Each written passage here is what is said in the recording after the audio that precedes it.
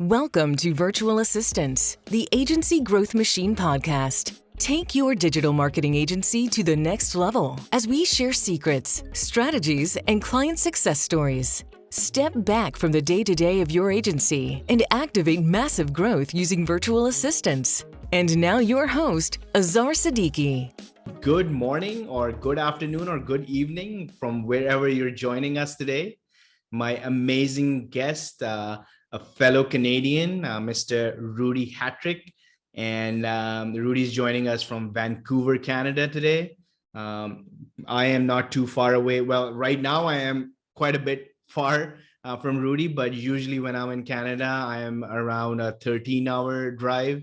And between Rudy and I, there's this legendary highway called, we Canadians call it the Coke in short, or the Coquihalla. And it's a beautiful, I don't know if you've ever been on that highway, Rudy. Have you taken that trip? Beautiful.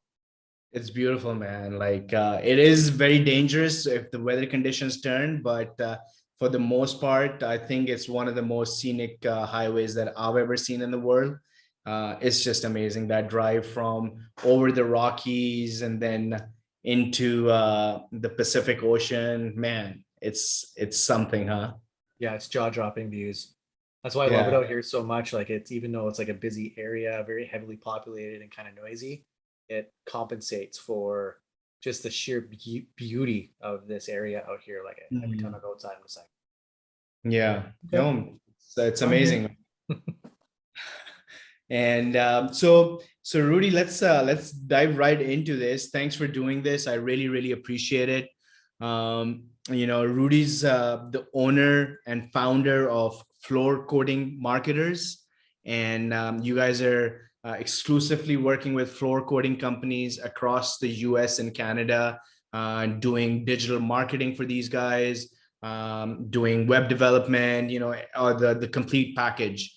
And I know you're knocking it out of the park. I've known you for almost 2 years now. And Rudy and I met at a mastermind group that both of us are part of.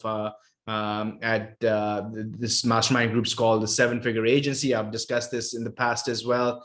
Josh Nelson is our coach, and Rudy and I kind of connected on a different level because we're both from Canada, and so we kind of needed some representation. But it's always, he's a very helpful guy, and I really wanted to thank you once more for doing this to me. But my first question, Rudy, is before we get into your agency and talk about how you're growing your agency right now, is why a digital marketing agency, man? Where did that idea come from?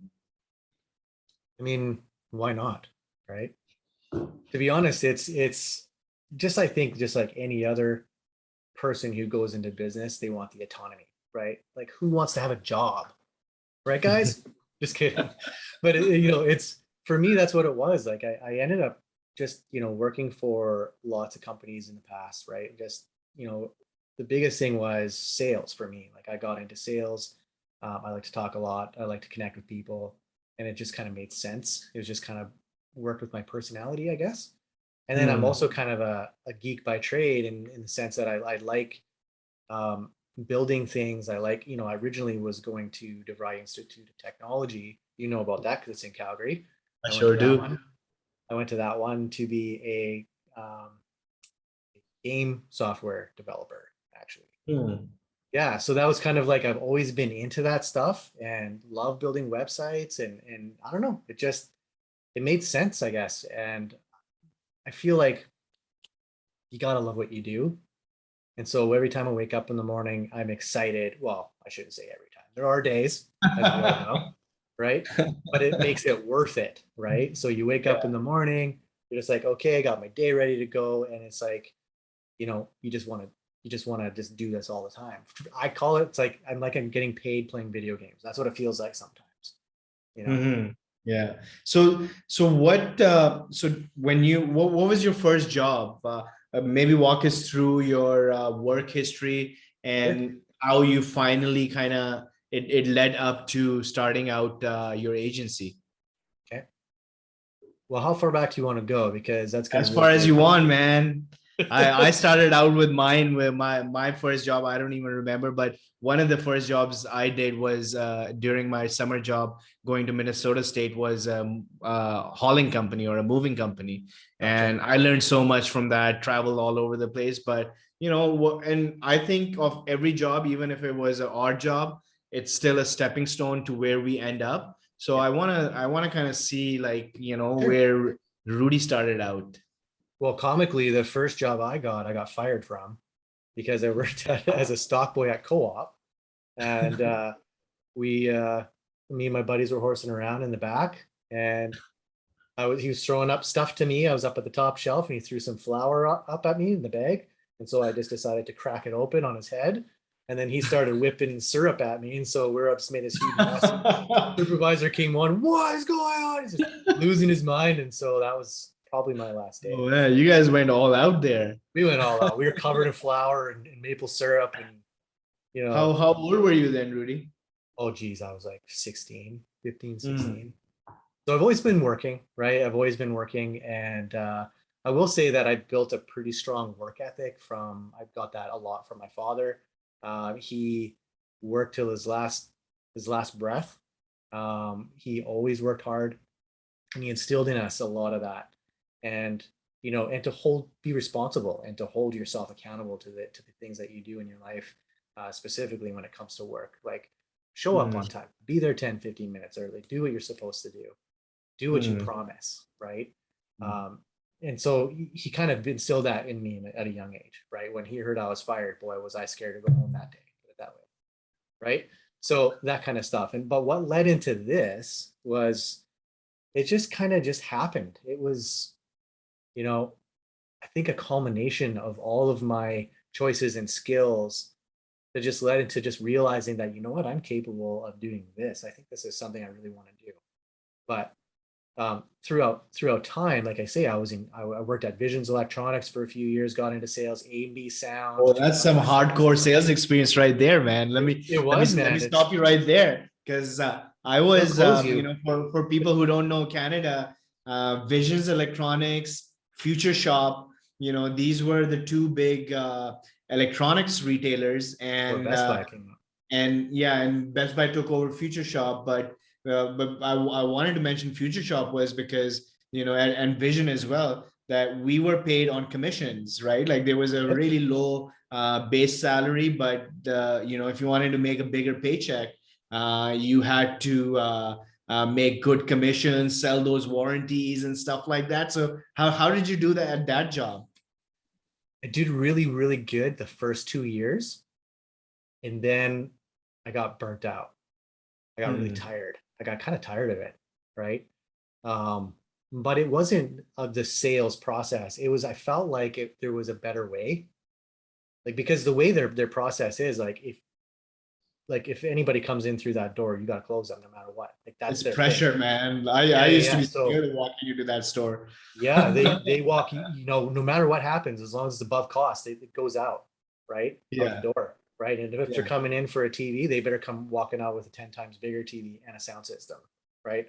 And it was just the way they did it, right? Because there was all the options available. There was financing. There was no reason not to buy. They're in here for a reason, right? Hmm. So I learned a lot of that sales kind of experience, and it really applies well for my agency, of course. But Hmm. um, but I never really liked that hardcore, hard close. You know, I just felt uncomfortable with it. So I just got burnt out from it because it was going against my inner core belief.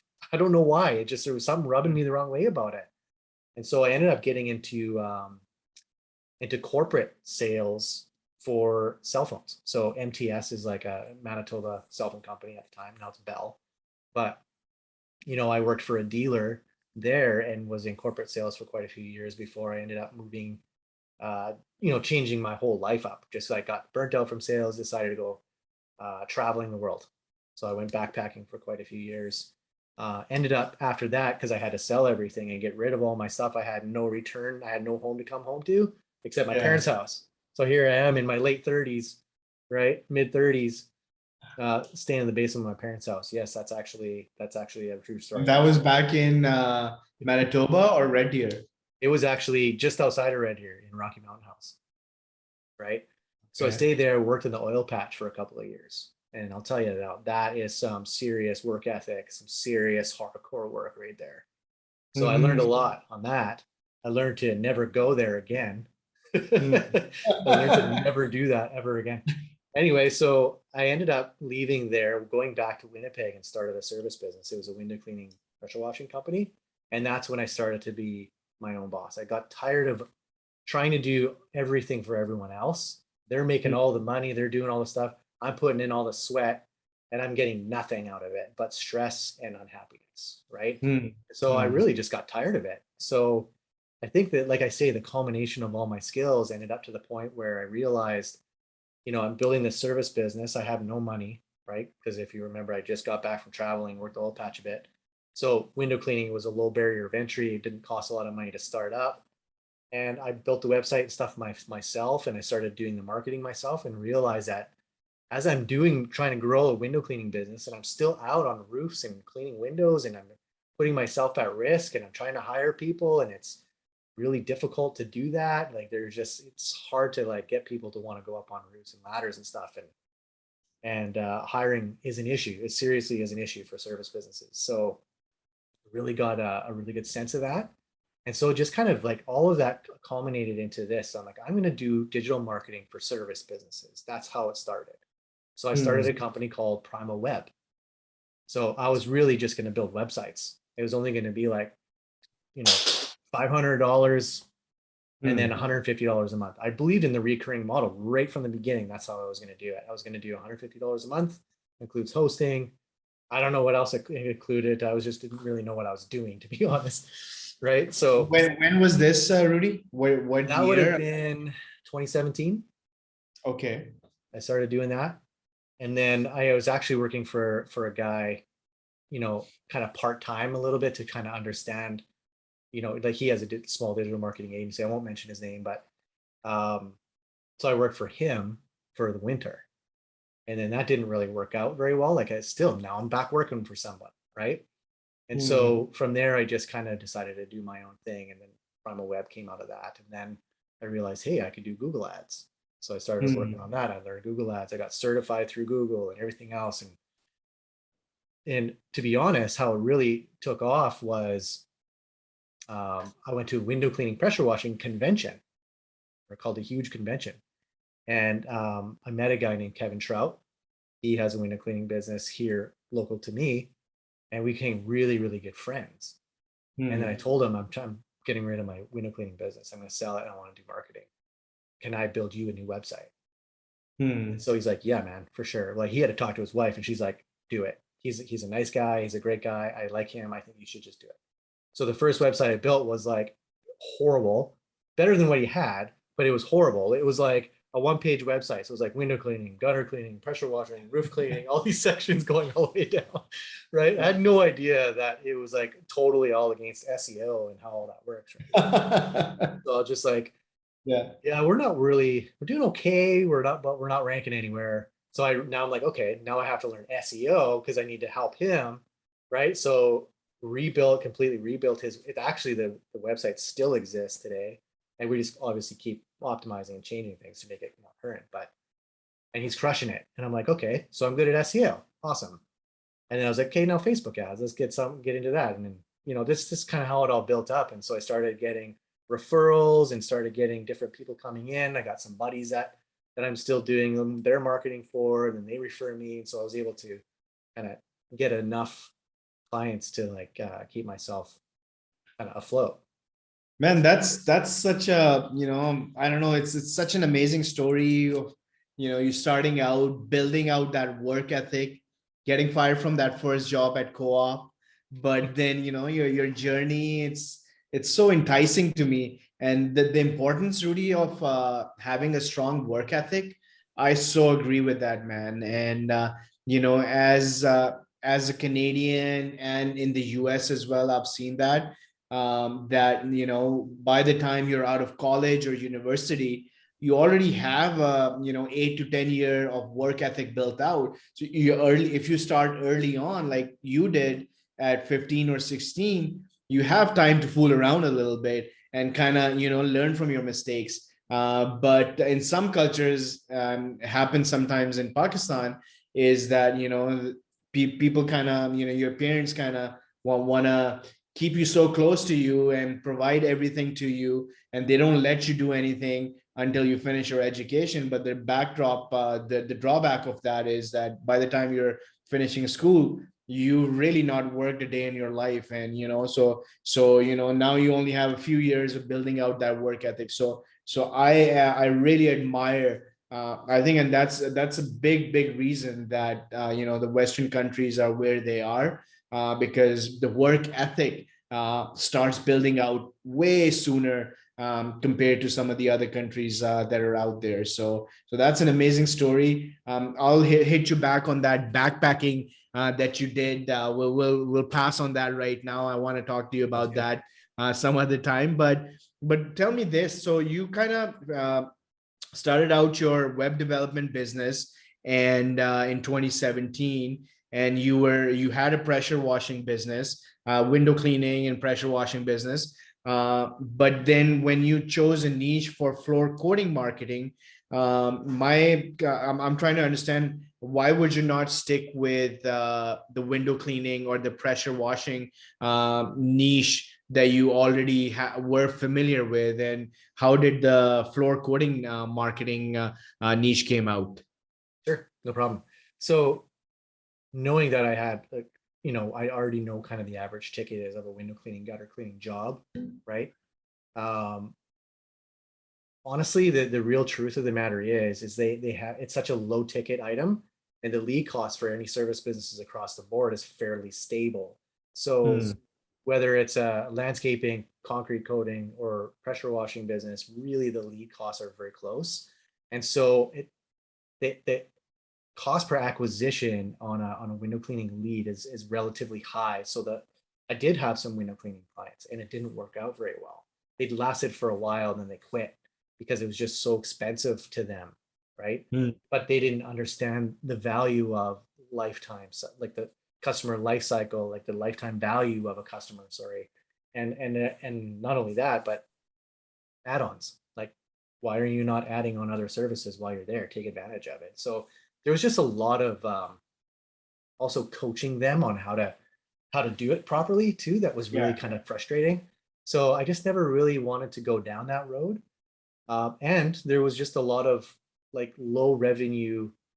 There wasn't enough to really kind of grow an agency, to be honest.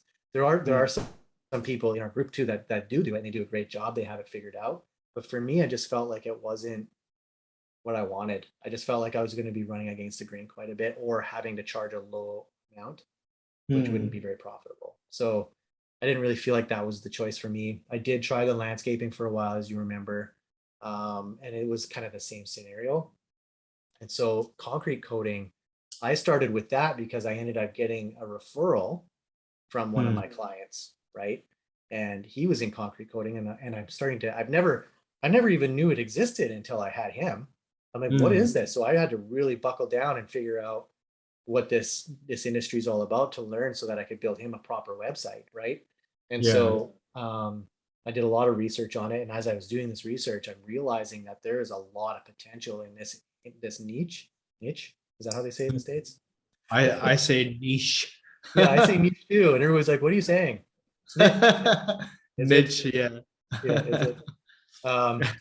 So so I was just like, there's a lot of opportunity, a lot of potential. I see that their tickets are usually, anywhere from $2,000 to $3,000. I was like, there's a lot of potential here. There's a lot of residential customers that don't know this stuff even exists. Like, I never even knew it existed, right? And so I felt like there was an opportunity to help these businesses. And there was a lot of people coming from the pressure washing or service businesses into this niche, right? That see potential as well. So I think it's an industry that's really taking off. And so I felt like there was a lot of room in there that I could just hop in and help these guys out. And so far, it's been excellent. It was a really good decision. Nice. So how important do you think is, so if somebody who's wanting to start out their digital marketing agency, how important do you think is for them to stick with a niche or niche, like you said? Is it like, can somebody be a generalist agency and service any type of business? So Yeah. what would your recommendation be? See, I was a generalist agency, and most of them are that come into the seven-figure agency. And as you know, Josh Nelson really promotes the one niche, right? And Mhm. so, and I bought into that because it was like totally makes sense because all your procedures are going to be the same. All your advertising and content is going to be the same and tested. You know it works. All your dedicated landing pages that you're going to be sending traffic to works. All the websites you build, they're all the Mm. same keywords. Google Ads, all the same keywords. Yeah. Everything just makes sense.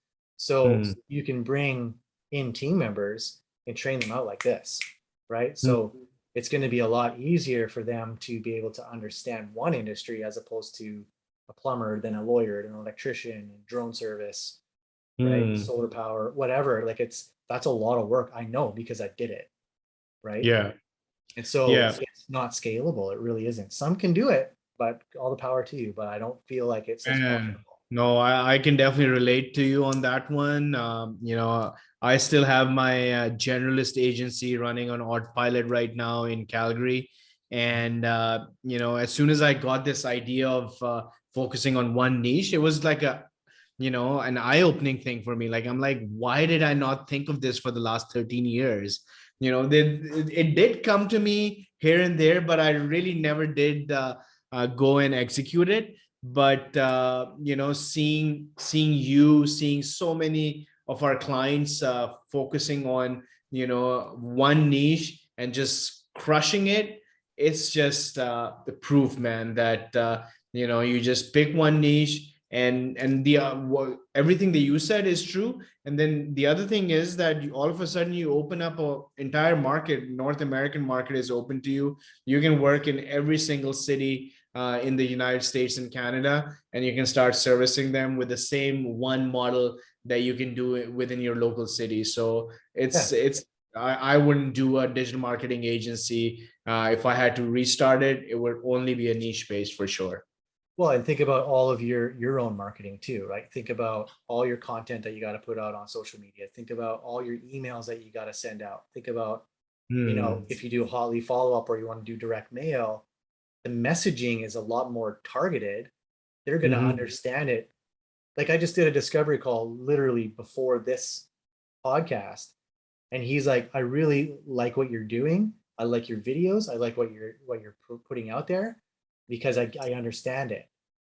And Hmm. so, well, what does that tell me right there? Like they're already 80% sold on my service, and I just talked to them for 15 minutes. Nice. Nice. Right? I So love it's it. pretty evident, right? And then there was another discovery call I had this morning. I talked to him, same thing. He's like, I've been watching your videos. I really like what you're saying. It totally makes sense. But you can't do Love that it. in a generalist agency, right? Yeah, You yeah. just can't. And in a generalist agency, I don't even remember having a discovery call, man. It was just like running after clients and trying to close whatever I can get my hands on. Yeah. I don't want to go there right now, but now that you've mentioned the discovery call, let's dive into how you're actually. I know you're doing a great job for your clients. You're crushing it, for the service package that you've put together. But for the digital marketing agency who's just starting out, I want to talk about how you got your marketing set up. What's your sales process like, really quickly, and then how you're retaining your clients using account management. So let's start with the marketing. Like, how are you getting these discovery calls, people booking appointments and things like that? What's the marketing department for your own agency look like right now? So when I was originally doing the landscaping, I was actually didn't really have a whole lot of money to invest in Facebook ads and stuff. So I Hmm. did start doing the cold outreach and stuff, and it just wasn't really working. And maybe I didn't give it enough chance, and I think that was um, where I went wrong. Right? Hmm. Was I didn't wasn't consistent enough, and I wasn't continually pushing it through and just like you know putting that sweat equity into it, right? But then when I pivoted into concrete coating, I already knew because there's a few other members that do it, that Facebook ads was a really good way to do it. Hmm. But before I went into that, I knew I needed to build out some authority first, because I can't go to like if I'm talking to somebody in discovery call, I can't tell them, well, you should be doing well on your social media before you do Facebook ads, and I'm not doing it, right? And not only that, is I also knew that that's kind of where my audience was already. So, I see them posting all their, pictures of all their work. And so I just went crazy and just created a really good social media omnipresence, like what Jim Aline talks about. And it's been a while still. And I'm, only now am I getting, discovery calls coming in automatically without even spending any money on ads. Right. Nice. So here's one thing I did, and maybe you guys can use it. And then I use Go High Level, right? I call it Lead Crusher. But what I've done is I created a page. It looks like a link tree, right? But I don't have to pay for it. I just made my own, just buttons and then social links at the bottom. And so when I use that, it's a link on my Instagram, right? So they click that link. If they like any of the stuff that they see, they click that link. They go and look at my link tree. They see 2022 plan webinar. They see download the checklist, go check out the website. Here's the podcast. It's a whole list of things that they can choose from. Well, people are clicking on this stuff because I get the trigger link notification, right? And they're clicking on this stuff and they're downloading checklists, and then you got your shortcut to the discovery call. So I'm getting discovery calls from them downloading the checklist from my Instagram page, and I'm not paying for it. It's coming in organically. So nice. One thing that everyone needs to realize is that it's not about the likes, and it took me a long time to learn this, and I tell my clients this. Just because they don't like your stuff doesn't mean they're not looking at your stuff. Right? A lot of times, how many times have you seen a video and you're scrolling and you never even touched it or liked it, but you're still watching the video, or you're still reading it? So then what they do is they'll go to your profile, they'll go click the link, or they'll go into Google and search you, right? And so once I realized that, I was like, this is a game changer for me. That's the number one thing I need to do now. So that's what I did. So me and my VA that I got from you guys, right? She's my left arm.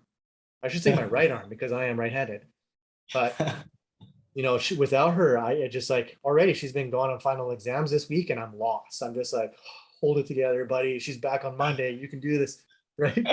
And she's been helping me build this out, and it's been amazing. And now because of this, the results are coming in. Now I run ads.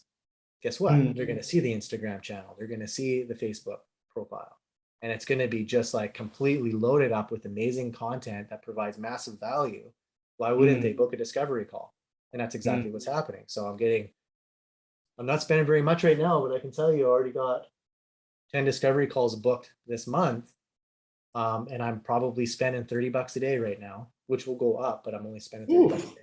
That's awesome, man. Like, congratulations, dude. I think what Josh Nelson talks about is that, having that magic number of 15 discovery calls a month, and you're not even halfway there right now, and you're already at 10. So that's amazing. And spending this little on ads, that's amazing, man. You got something going on there.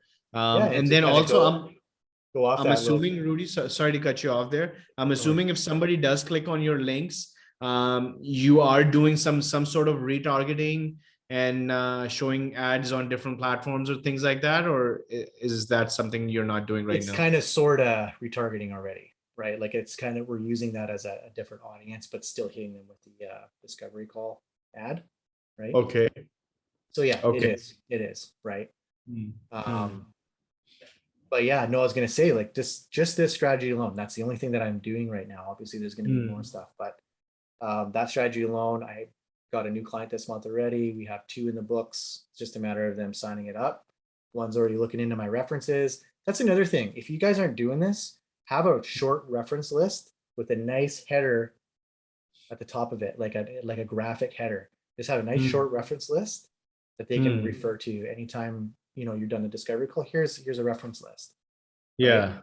Because, and obviously even before they ask for it, you just have that ready to go. It gives all the confidence in the world that you have what it takes, obviously, because you're giving them, those are some amazing ideas, man.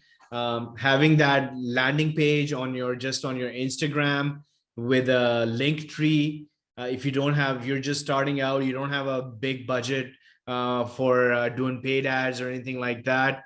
Those are some amazing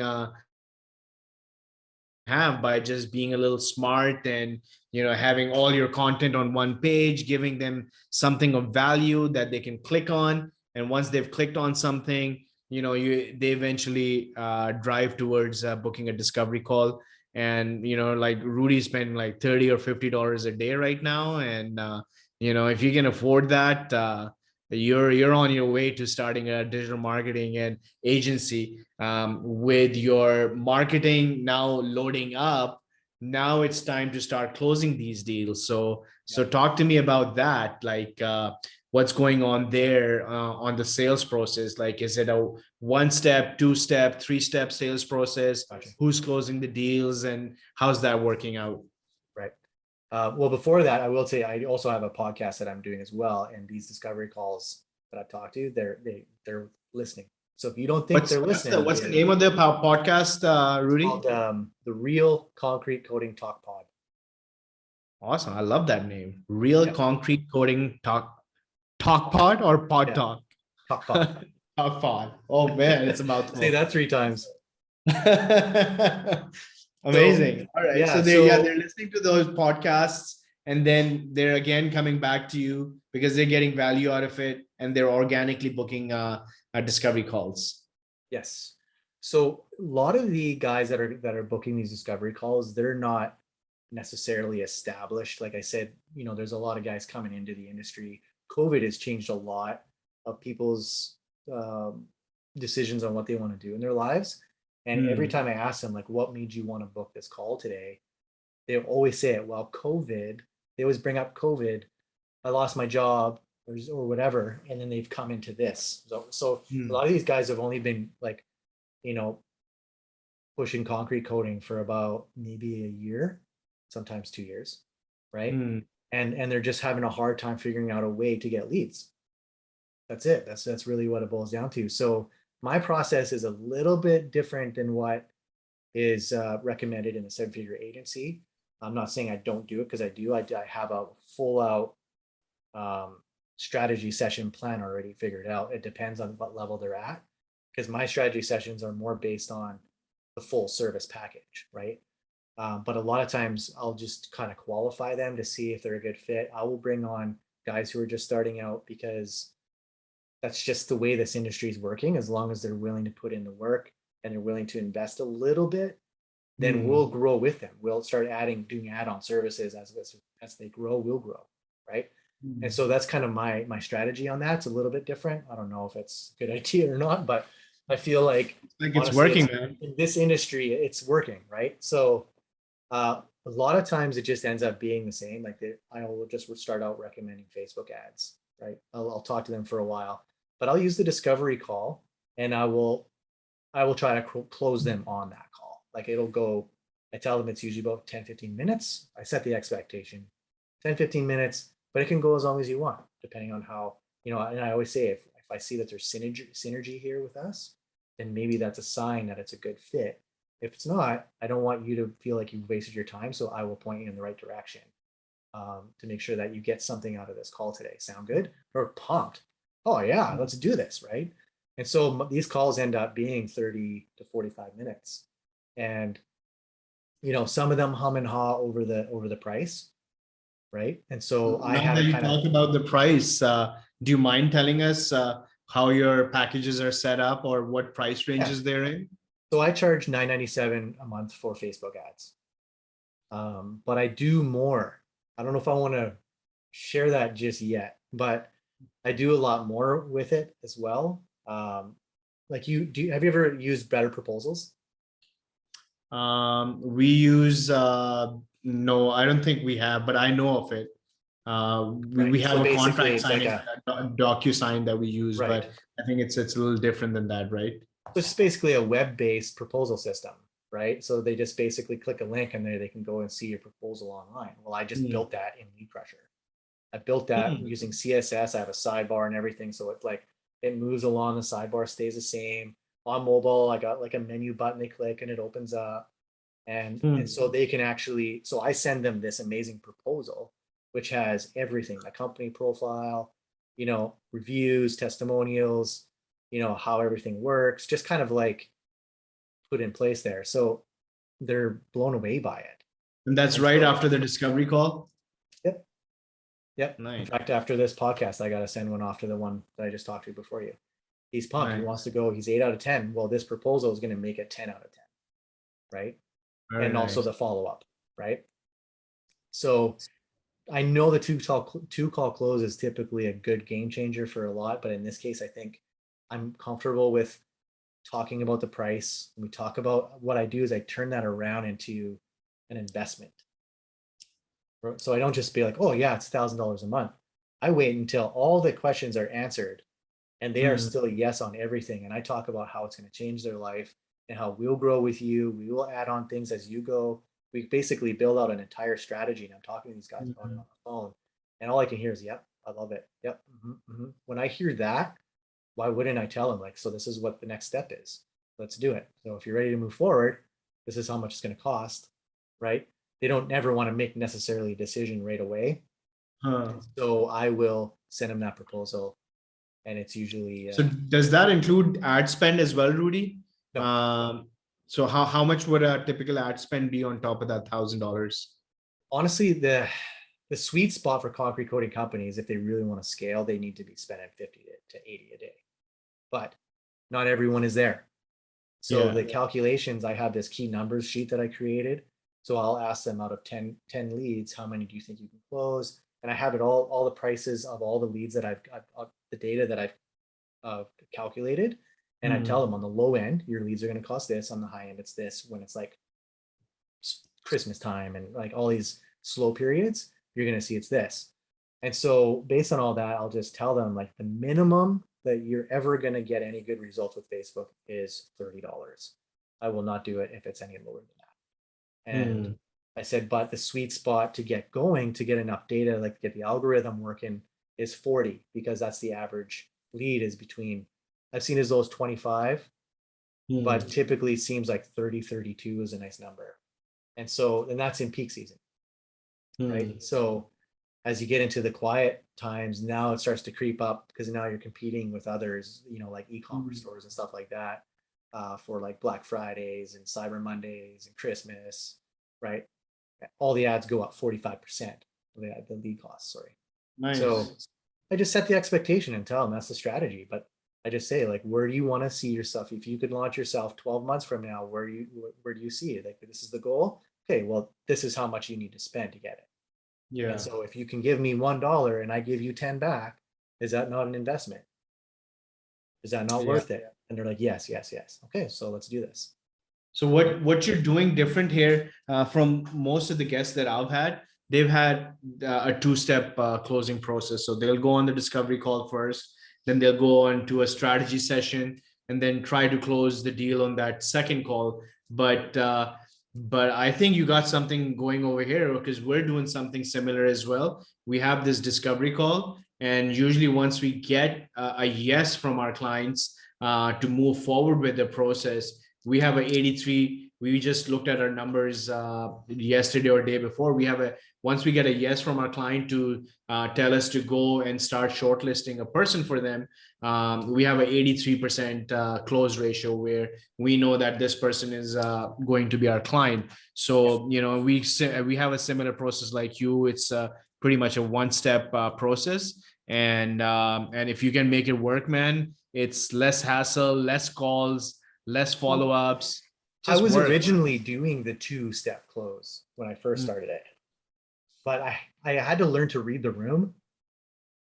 Do you know what I mean? Yeah. If they're saying yes and they're giving me the signals that they're onto this, like they want, you don't need that second call, man. Just close the deal. Why waste their time? Like, let's just close the damn deal now.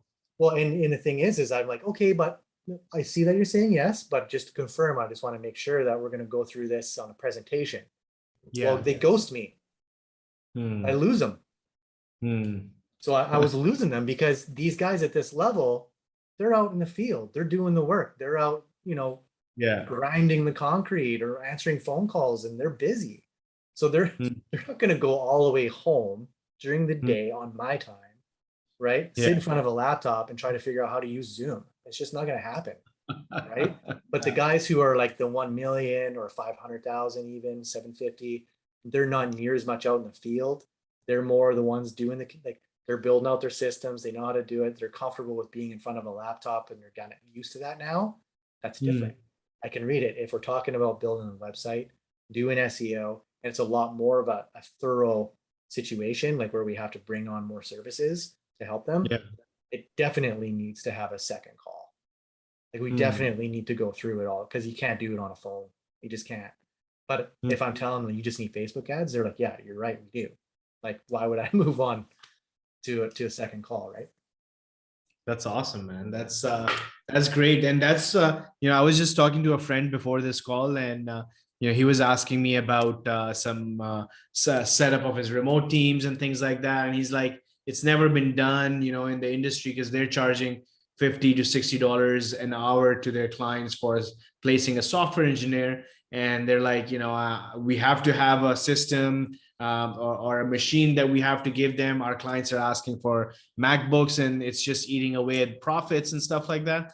I'm like, give them an allowance. Ask the person, software engineer, because if he's a software engineer, he's got to have a machine. And instead of you putting in that money, ask the person, would you rather have an allowance or would you want a machine from me? And in most cases, and that's what we've seen on our side, that most people would go for the higher pay because they usually already have a machine that they're using. So the point I'm trying to make is that sometimes you think that you have to do things a certain way, but within the field that you're in, unless and until you challenge things or try to do what you did, like read the room with your type of people, you found a better way of doing it, closing deals faster. And kudos to you, man. That's awesome. So now you got the deal closed. You got the client saying yes to you, and these guys are out there working. You start generating results for them. How are you retaining these clients? You want to make sure, obviously, that these clients get results and they stay with you for as long as possible. You continue to add on to that $1,000 a month retainer that you're charging them, maybe add web development, Google ads, and things like that. So what does that process look like once, are you using any account managers right now, or is it you who's doing the account management? How is that process looking like? So at the level of my agency right now, I'm doing the account management, although Ramshaw, she's been promoted to account management, but she's in training, right? So only because we still have more SOPs to build out before we can really let her take the reign on that. But in terms of retaining these clients, honestly, one of the biggest things that I'm proud of is our turnover. Like I'm an implementer. I don't put things on hold. Sometimes I'll be writing it down. I'm like, I'll just do it right now. Right. And so, because I'm here, I might as well just do it. Like, it takes me 5 minutes. Why put it as my list of things to do? It's overwhelming. That's how I think. And so, so I implement very, very quickly and I respond very fast, in most cases to my clients as well. That might change as I grow my business and it's getting to that point. But honestly, like we do have a support, email that we have, and I'm just kind of building that out right now, implementing on that. But everything is either by my email or messenger, and I respond like as soon as I get it. If I'm not on a call, like with you right now, obviously, I make sure that I'm setting the expectation. Okay, yeah, just give me until Friday and we'll have this done for you, no problem. And so having that clear communication with my clients and being able to let them know that we are here to take care of them, and it's because actions speak louder than words, right? Everybody can get sold even though they don't like it, but now I'm delivering on my promises. We know you can sell with the experience from visions and corporate sales and everything, but if you don't deliver, these people will be out the door right away. So now I think you're already starting to work on that, building out your SOPs so that your account manager can come in and take over some of these responsibilities, and you've already set the benchmark for them where this is how this is what good looks like when you're doing account management, that you want to be on top of things. Like if a question comes in, you want to be able to reply to them, you want to be able to set expectations. But you're already, as you grow your agency, correct me if I'm wrong, but you're already thinking of stepping back from managing clients on a day-to-day basis. Yes. Is that the plan in the future? Yes, probably within the next 6 months. Nice. So that's kind of the goal. And honestly, like if anybody hasn't read Clockwork yet by Mike Michalowicz, I highly recommend it. But he talks about he talks about the queen bee role, and you need to find that in your business and what that is. And it's basically everything revolves around that role. So you have to figure out what that is in order to make your business really function well. And my queen bee role is client first. So if I'm sending tasks to my VAs and I'm saying blah, blah, blah, blah, and like, we got to get some stuff done for us, like for, let's say, floor quoting marketers internally, right? Oh, can you go redo this PDF for me? Whatever it might be. Yeah, we'll get that done right away. Well, hold on. What you got going on today? Well, I actually got to do this new blog post for this one client. That's number one, because that's the client. So do that first, us last, right? Whatever happens, no matter what, it's always client first. Client first. Because that enables us to have fast turnarounds, so we don't get bottlenecked with all this extra work that we're trying to get done for our clients, and then they're frustrated because they're not seeing results. If they're not seeing results, they're going to leave. So my QBR, and my VAs know it, is client first, no matter what. Yeah, if you don't have them, there won't be a business to stick around to. So yeah. That's an awesome strategy, man. Yeah. So my last question, Rudy, for you is, and I think you kind of touched upon it earlier on, is why did you start a digital marketing agency, or what's the why behind it? Like, what's the real core reason? Like, what are you trying to get out of this business, and what's the reason? Yeah, for sure, man. So obviously, well, when I first started the agency, it was to have a laptop lifestyle, because I was a backpacker, loved traveling. I was like, I could do both, right? Never ended up happening because, I just was like, at first I was like, if I could just make 50 grand a year, I'll be good. Right. And I was like, then I passed it and I'm like, I don't need, oh, wait, what's going on? Okay, well, I guess I'm growing to 7 figures. Okay, let's go. But the reality is, like, my why, and I write it down every day.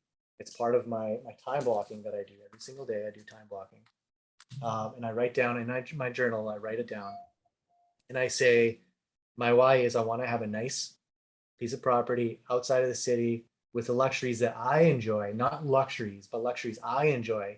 Like, I want to have a nice professional recording studio in the basement because I'm a musician. I was in a band for years, and I love it. I miss that part of my life. And I want to do that. I want to have a nice house. I still want to travel, but in style.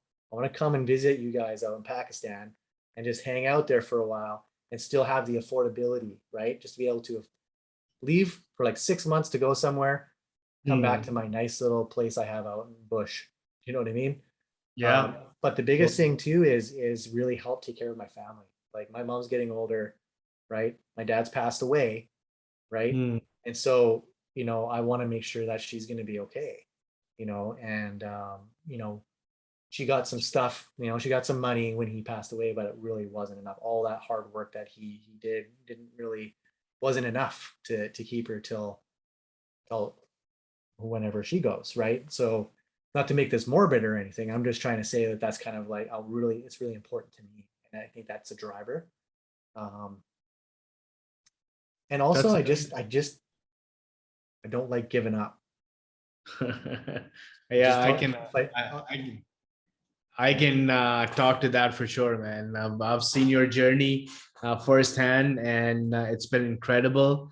And I've seen you during the times where you were struggling with the previous niche you were in, and you're there asking all the questions. But one thing that I can vote on is that every single day you're out there with more questions than yesterday, until you figured it out, right? And now it looks like things are moving in the right direction. This is amazing, man. And then And your why, it really touched my heart, man. This is, like, you came from a point of real honesty and truth, and I really appreciated taking care of your mom, wanting a little piece of your own heaven outside of the city, and being able to travel. And until you make your way out over to Pakistan, maybe what I'd like to do is that we have these coffee breaks that we do with our associates every 2 weeks. And hopefully in the next 1, 2, 3 months, if you're up for it, we'd like to invite you over to our coffee break. Maybe, I don't know if you like the guitar or something like that, but if you come on there, and I'm sure your associate will be on that call as well. We'll make sure that we make her part of this as well. But it'll be a great pleasure, man, to have a client come on and connect with the rest of the team. It's 170 plus people now, and not everybody's on there, but we have reruns and things like that. But you get to connect with so many more people, and you'll see some of the culture on this side. And we'd love to ask you some questions and things like that too. And it's a really fun filled activity. Usually lasts between half an hour to 1 hour. And I'd really appreciate it if you can make some time for that. Not right away, but maybe in the next 2 to 3 months. Sure, man. That sounds good. I'll practice up my Mary Had a Little Lamb, and we'll let her buck. We'll let Awesome, her buck there, Rudy. bud. As they say in Canada. Yeah, or maybe "Oh Canada." Yeah, exactly. Oh, Canada, eh? Well, Rudy, this has been amazing, man. It's been a lot of fun. I really enjoyed talking to you. I knew that this was going to be an amazing podcast. I know there's going to be a ton of value bombs that you dropped today. We're going to be publishing those out. This podcast going to be up real soon on our podcast channel as well. And I can't thank you enough for doing this for us, man. Really appreciate Yeah, no problem, it. man. And you know what? I'm gonna just say it right now too. Like I'm super impressed with your agency and what you've done and the way that you handle bringing VAs to agencies like mine. Because honestly, man, and this isn't part of the podcast, by the way. This is coming off the top of my head, and I just want to, like, I've seen your growth. I've seen the growth of your company, and it is outstanding what you've done. And I'm on my second VA now. He's been working with me for the week. He's amazing. He's going to be a great fit. But if I was to be venturing out on my own to figure out how to find guys like that, I would be pulling my hair out. It would take me so much energy and resources and time to be able to find that kind of person that I'm looking for. And you guys just handle it, and you guys just take care of it. I have a problem, you take care of it. What else could I want? Like, that's what I do for my clients. That's what my clients do for their customers. So it's like, it just makes sense, And so for that, I just want to say thank you for that, because it's really. I really appreciate that, Rudy, and I think that's where you and I are very much alike. Where everything that we're doing is for the clients, right? Like you said, that the QB of for us is the client as well. But on our side, the second QB is our associate as well. Because if we don't have that right person for the right client, then it might be the right client, but if we get, and we've got it wrong, man. Like I'd be honest that there's been times, especially early on, when we were just starting this journey out. We were, we've been lucky enough to have a huge amount of demand right from the get-go. And, we were so bogged down with this demand that we were just trying to fill. And early on, we made a lot of mistakes where we were placing the wrong people with the right clients, or sometimes the wrong clients and the wrong people. So, we had to kind of continually do things. And we're very much like, Jeff Fisher as well. He's our growth coach now. And that he brings this up time to time from us. He's like, the reason I'm working with you guys is because you guys just get stuff done. And and I know you do the same thing. Instead of just writing, you just get on there and get it done, right? And that's the advantage we have, man. That's the advantage you have right now in this day and age, where people will just procrastinate. They'll say, let's follow the corporate model and stuff like that. But the type of clients we have, and they don't have time, they don't have money to waste and things like that. Why should we, right? So deliver results, deliver honest results, and when you mess up, be honest and upfront with them. And I think that's been a core on and how we've been able to grow, is that just executing it really, really fast, but also owning up. If we screw up, we own up to it, and then we fix that situation as well. So so I think any small business, any agency who's growing, you're going to run into challenges. There's going to be times where you'll maybe mess up a Facebook ad or something like that. And if you do, just be honest and upfront about it, and just move past it. I think people appreciate that honesty aspect, and talking to you, it just comes across, man. Like the where you come from, being grounded and talking about your journey all the way to the why behind your agency. I really appreciated everything. I really enjoyed it. I hope everybody who's listening to this, they enjoy it as well, and they find a way to connect to the story that you have, man. I appreciate it. I'll post a link to your podcast and your website as well. So and if you, Rudy, want to reach out to us, you know where to find me, just a Facebook Messenger away. 100%, man. Thank you so much for having me. I really appreciate it. All right, dude. Thank you very much. All right, man. Talk soon, buddy. This has been The Virtual Assistant, the Agency Growth Machine podcast by Azar Siddiqui, co-founder at RepStack. If you like today's episode, you can find more and subscribe at repstack.co. Thank you for listening.